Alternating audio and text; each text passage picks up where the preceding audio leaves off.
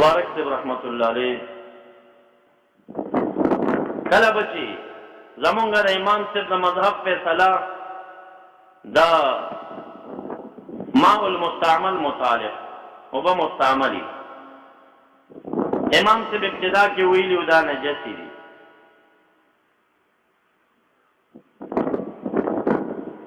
بیاي قول دا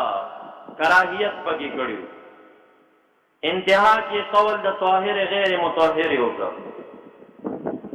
کمی اوبا چې هغه تاسو اودس کې استعمال کړئ دا تاسو د لاس نه وساتي د مخ نه وساتي د خو نه وساتي دې توبه مستعمل وایي اول کې امام صاحب دا فیصله کړی و چې دا نجس دي بیا یې کراهت درجه کې ګڼلې وي بیا یې طاهر غیر مطهر کړی چې پاکي دي خو دوباره په اودس نشي کېدی نو ټول د اسانۍ لپاره د امام صاحب د اخیری قول راټینګ کړی دی چې طاهر دي غیر مطهر دي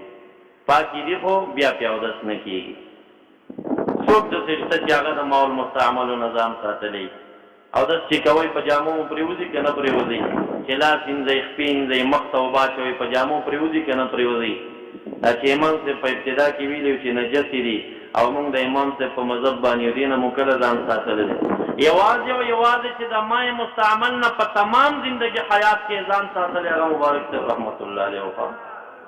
خادمانو ته د دې پته ده چې کله به د اودس کولو نو لکه څنګه چې هغه د اپریشن والا ډاکټران ځان ته یو لباس اچوي دا شان ته یو کورته شان جوړه وه هغه کپړه به یې ځان ته واچوله نو بیا به یې اودس کولو چې دا مای مستعمل زما په جامو پرېنوځي دومره محتاط انسان دا مستعملي اوبه چې ته جامو ته رانشي او امام صاحب په ابتدا کې چې دې ته نجس ویلي وو نو د هغې وجه دا وه چې دی لندې په یو لښتي باندې اودس کوو او بره یو بل سړي اودس کولو هغه اوداسه والا لوی ګناهونه کړي وو چې ویې لیدل په دې کې دا ګند را روان دی چې ډېر تشکي انسان و عبدالحی لکنوي رحمت الله علیه وایي دا فتوی په دغه ټیم کې وکړه چې دا خو نجسې دي چې دومره ګند ورکېدی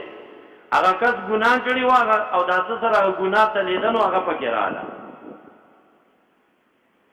معزز د مبارک صاحب رحمت الله علیه احتیاط متعلق